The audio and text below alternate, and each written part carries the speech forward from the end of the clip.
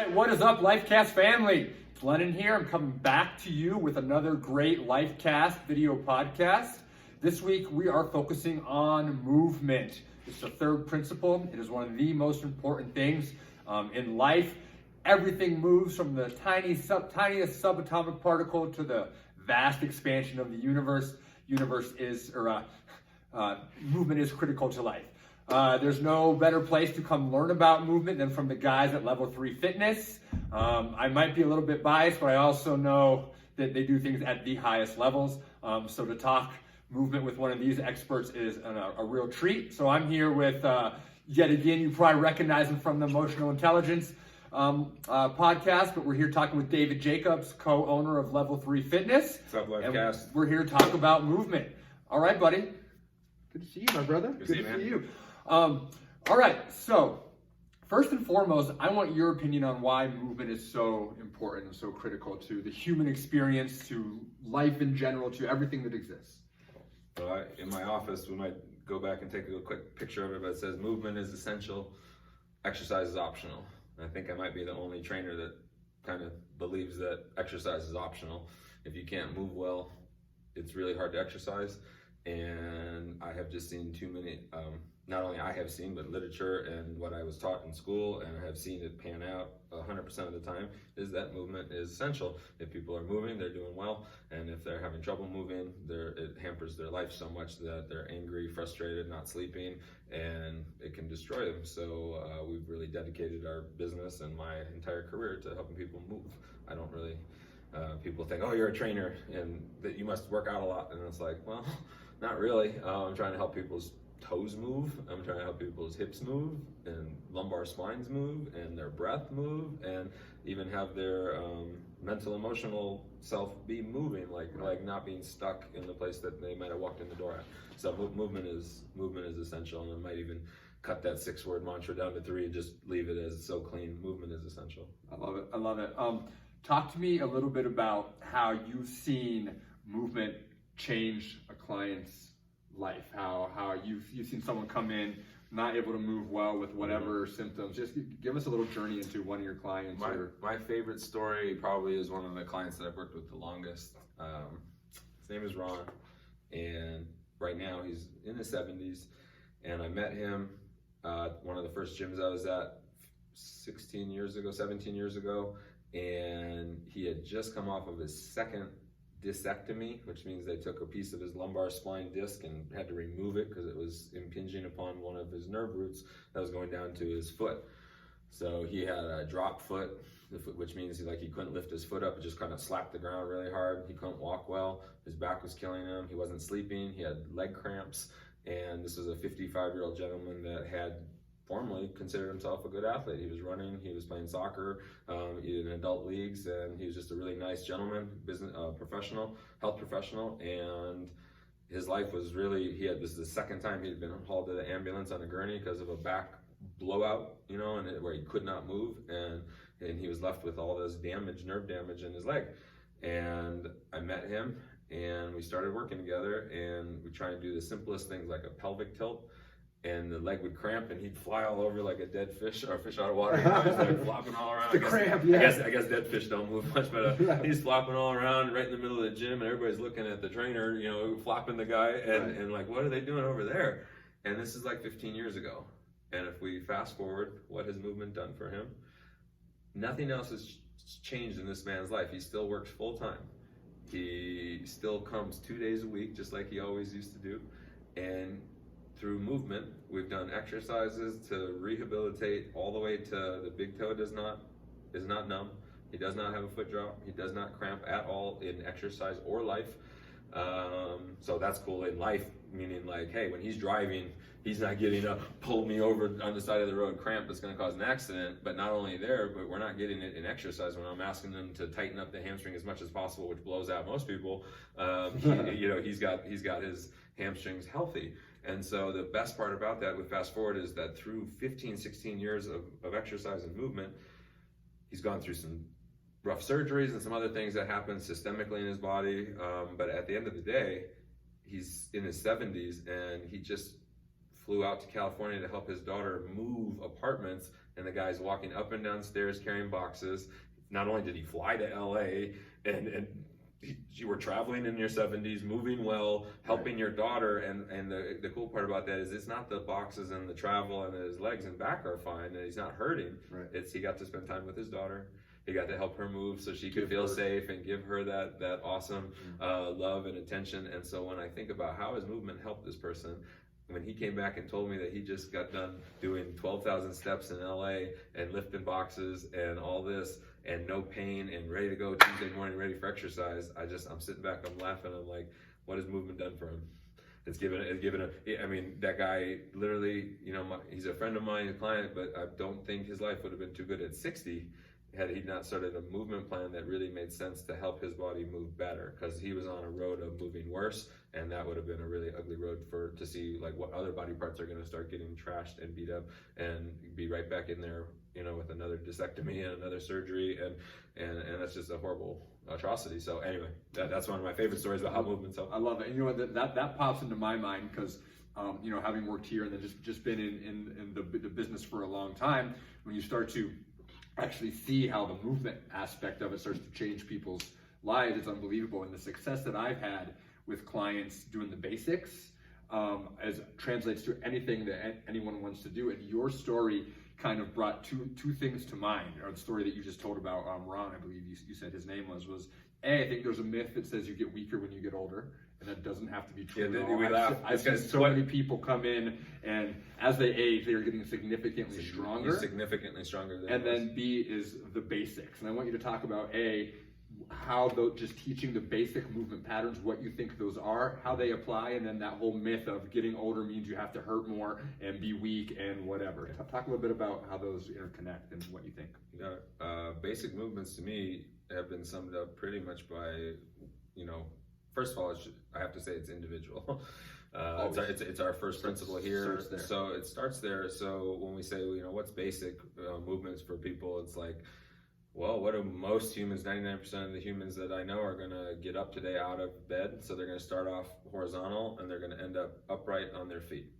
So that's number one. Like blood pressure and dizziness, can you get from here to here without feeling dizzy or woo, or we need it in a second? Which people don't realize, the change in physiology just from down to up, if you were to look at it in the body, there's a lot of stuff going on. There's a lot of stuff going on. So we have a vestibular system, the inner ear, that's telling you where your brain's at or where your body's at relative to the ground. Blood pressure, you have to administer blood all the way to the muscles that are going to be working fighting gravity. So anyway, a lot of things happening. So the minimum requirement that I have for folks is I'd like to see them prepare and recover their body in the environments that they're going to find themselves. So we know it's a three-dimensional environment. It's authentically driven. My eyes, my hands, my feet want to go somewhere. I want to see that cup of coffee and I'm going to look over there and I'm going to go reach for it. So because it's authentically driven, like my hand goes places and reaches for things, I want to see that maybe as a warm-up, like take your two hands and reach them up and reach them down and go sideways with them and twist, because that's what's going to be happening all day. And if you just wake up and you go to reach for something and you don't have that range of motion, or you're not lubricated there, you don't have good strength, that's where, my back, I blew out my back throwing something away usually in the morning when the body's not warmed up and and the tissues are cold and we've been sleeping 6, 7, 8 hours, and that's just really not a body that's really ready to get up and go move. Right. So my basic requirement is do some three-dimensional movement, and I mean I have found it quintessentially important for me to wake up and kind of go through a joint program, right, where I roll my wrists, I move through my fingers, I do some shoulder rolls, some neck circles, thoracic spine. Luckily, I was fortunate enough to take the class with Lennon here, but the functional range conditioning, FRC was just so fantastic for us, teaching us, what all about joint health and what we can do to have better joint health and what that means. What is good joint health? It means you can move. If you don't have good joints, you're not going to be moving well. To talk about the things that 99% of the people do in real life. Tell me what they are. 99% of people do in real life that you see. What are those things? I'm going to cheat here because it's our movement assessment. Let's do it. Our movement assessment here, I'm going to ask that you take a good deep breath. Make sure you can breathe well. Okay. Feels good. Level change. We need to get out of the chair like this and stand up and get down. Or a level change was from the bed to standing, or from standing to getting down to the ground, or getting from the ground all the way up. So we need to level change. That again touches on that vestibular system and the blood pressure and the circulatory system and musculoskeletal system. So it's really like big movements that globally challenge the body to do the things that you will be doing today, getting up out of chairs, in and out of chairs in 3 dimensions. And then walking, carrying, back up, I'd say walking and then lifting. So we can lift something up. We need to be able to pick up the box or pick up the groceries. And then once we have them, we carry them. So we need to walk with stuff. And that's a really interesting thing that we do here a lot is, I want to see you carry stuff, because when you don't have your arms swinging, that's changing your balance. It's changing. Hold some heavy shit and walk around. Hold some heavy shit and walk around, and you're gonna find that, boy, I need some core stability. I need some arm strength. I need some wrist range of motion. And boy, if you don't have it, you're not able to do this really simple things like go grocery shopping, or pick up a grandkid or a kid or whoever, something that you want to pick up and bring close to you. You need all that. You need strength and ability to level change, walk, carry, lift, and reach, and you use our arms in 3 dimensions. So it might sound like a lot. We get that assessment done in about 25 minutes, and after that we have a really good global profile of like, how are you doing in your day? It looks like you're plopping when you sit down. You don't have the strength to decelerate it. When you walk, you're leaning to the left and pounding, and it looks like your left low back really is going to hurt. Oh, really? It does hurt? How interesting. Great information. Yeah, so this movement, our movement assessment, or the movements that we think people should, the test is the assessment is the test. The test is the exercise, and exercise is the test, excuse me. Always.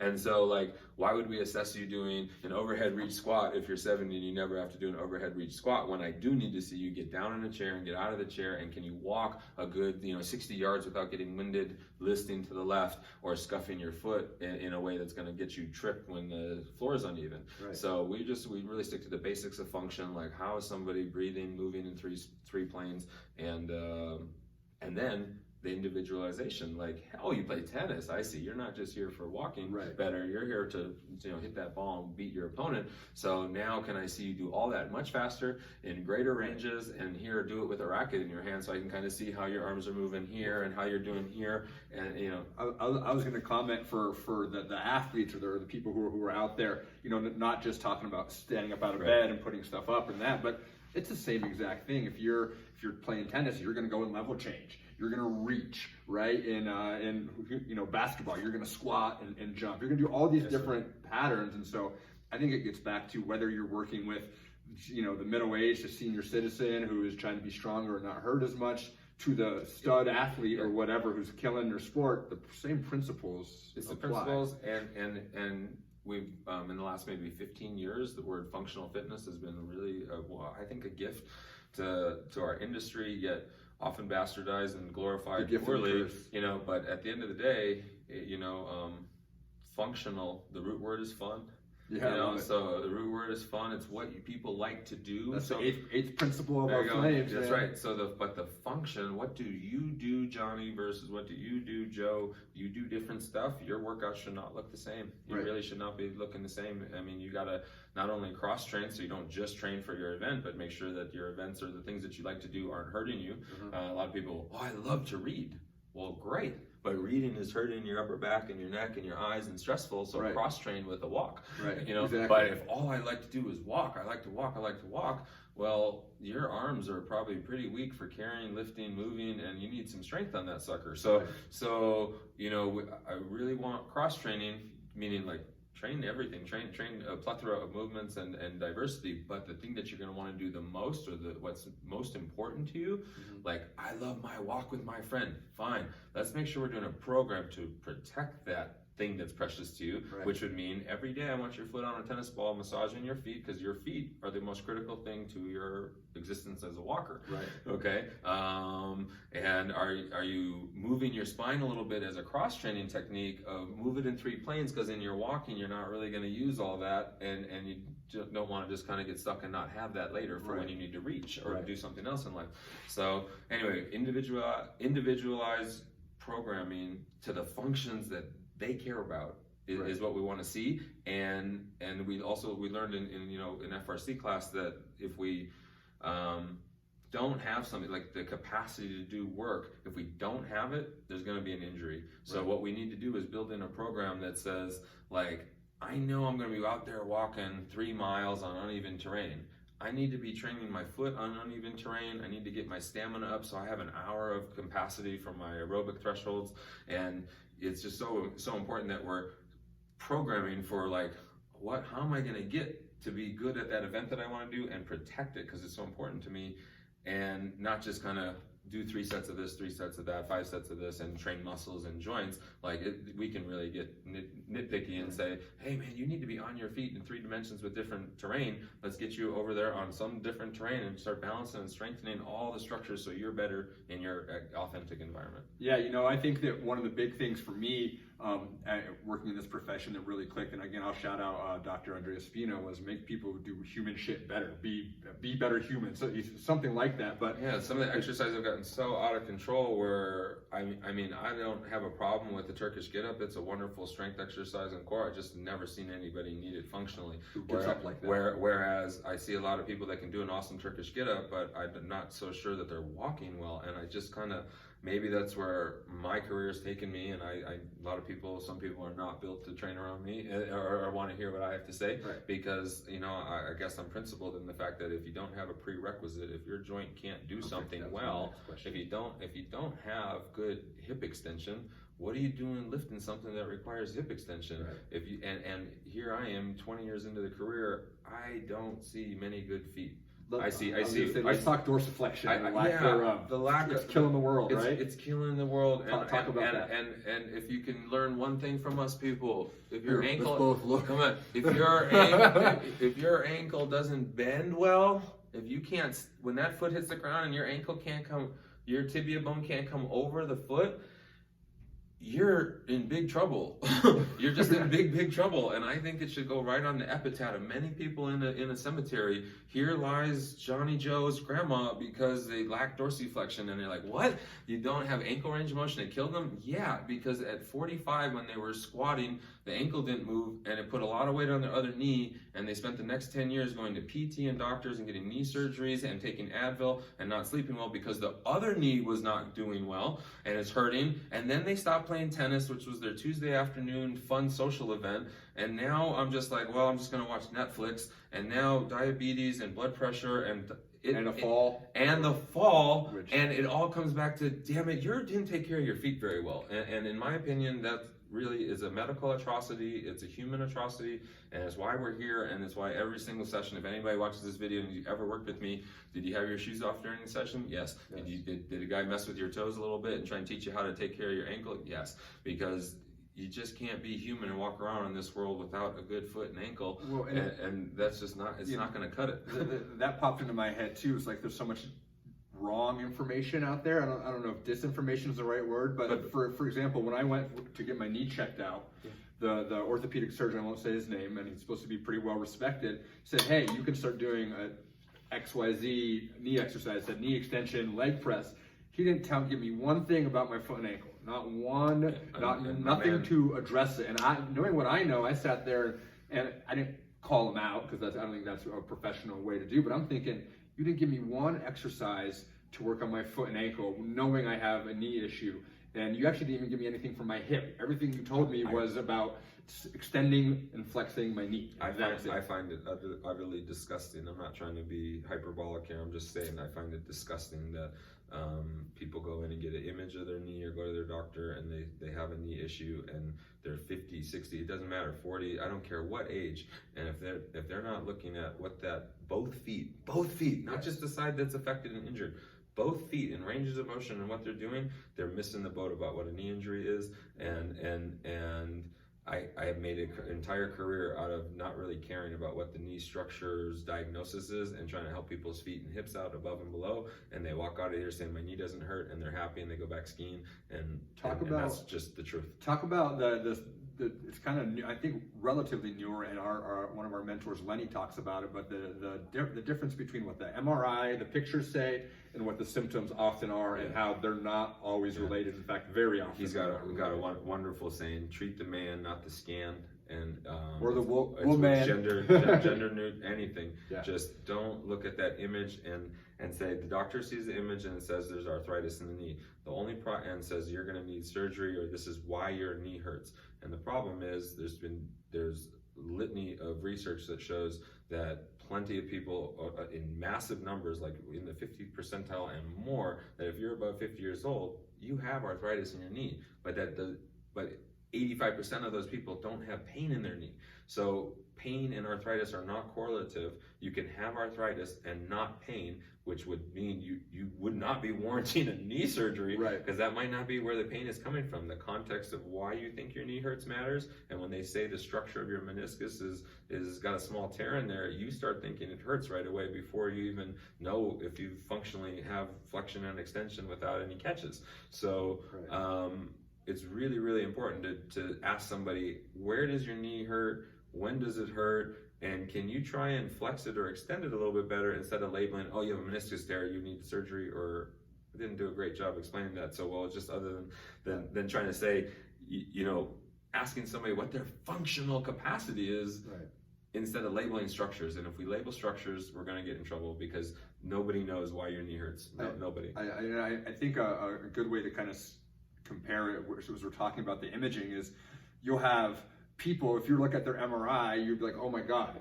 everything is messed up, but they don't have pain. You look at people who have a clean MRI, clean x-rays, and they're in pain. So the last thing I want to touch on real quick is the neuro component of pain and all of this, like the neurology of it, not just necessarily the movement, but you're talking about thinking about it and the mindset. The context of pain, like what you've been told about your body, what you know about your body, what you think you know, all matters. And the greatest example I can give is my son, 5 years old, is running around. When he was 5, he was running around outside, and I saw blood coming down his foot. He was running around barefoot, and he clearly had cut his big toe, and there's blood like all over his foot, but he hadn't seen it yet.